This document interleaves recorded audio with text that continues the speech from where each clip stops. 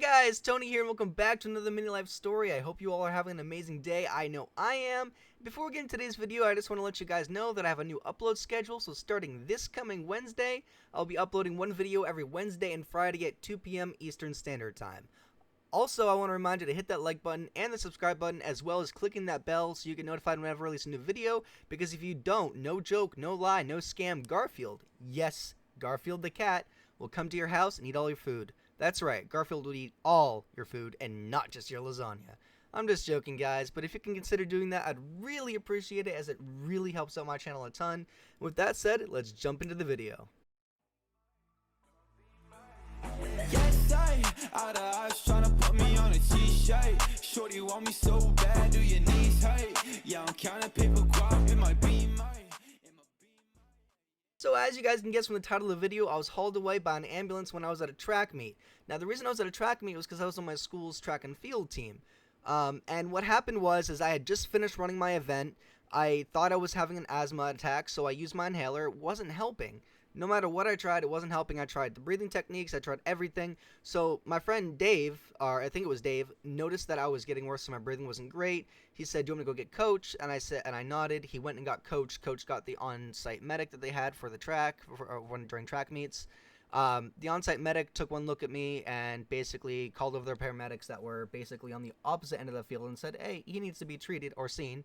And so I ended up getting loaded up onto a stretcher with an oxygen mask and a nebulizer treatment going, and with lights and sirens driven out of there not lights and sirens, but with lights on, driven out of there in the back of an ambulance to the hospital, where my oxygen saturation, which is my O2 stat, where it's the amount of oxygen in my blood, my O2 stat was down at 93. Average for someone my age would have been like 97, 100. Even with my asthma, normally I'm running at 97, 100 percent O2 stat. But so what happened was that it was an asthma attack mixed with something called vocal cord dysfunction. Now, vocal cord dysfunction is when your vocal cords close when they're supposed to actually be opening to help you breathe. And so one way you fix that is you inhale through your nose really quickly like this. That's pretty much it.